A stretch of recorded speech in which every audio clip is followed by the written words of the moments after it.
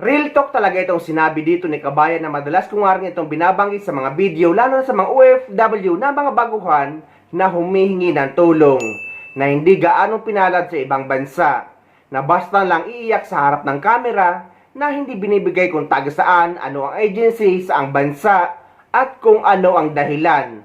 Basta na lang iiyak, kaya minsan imbis na maawa ka, ay maaasar ka pa. Di ko alam kung matuwa ba ako, maasar, magalit, or maawa. May isa na naman tayong OFW. Umiiyak sa video.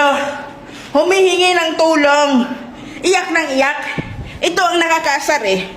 Pag OFW ka, nasa kalagayan ka na hindi mo inaasahan, dapat isipin mo yung pinaka-importante na detalye. Bago ka magsiiyak-iyak dyan, magngangawa dyan, humingi ng tulong, ilagay mo sa caption mo kung saan banda ka, anong location mo, anong nangyari sa'yo, or di ka sabihin mo sa video. Di puro kaiyak. Paano namin malalaman kung nasaan ka? If sakaling may makarescue sa'yo, huhulaan kung nasaan ka banda? Paano pagpupuntahan ka, huhulaan kung anong nangyari sa'yo? Dapat idetalye mo kung anong nangyari sa'yo. Yun ang pinaka-importanting bagay na gawin mo pag nag-live ka or nag-video ka. Para at least naman, hindi sila mahihirapan. Anong nangyari dito, saan to banda, saan natin to i-rescue, ano to, anong dahilan. Dapat kumplituhin mo na. Instead na maawa ka kasi iyak ng iyak, nakakaasar eh, nakakagalit eh.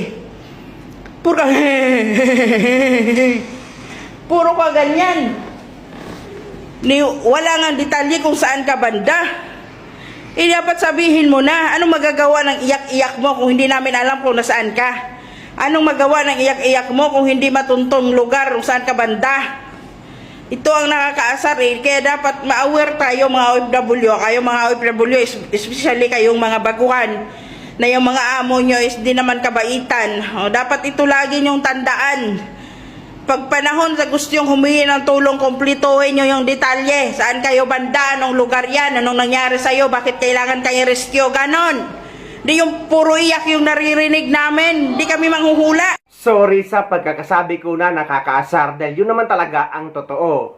Kaya dapat maging aware din ang mga kababayan natin, lalong-lalo na ang mga baguhan, na bago kayo umiyak sa harap ng camera kapag humingi kayo ng tulong, ay ilapag nyo lahat ang mga importanteng detalye para ma-rescue agad kayo at matulungan kayo ng ating gobyerno agad-agad.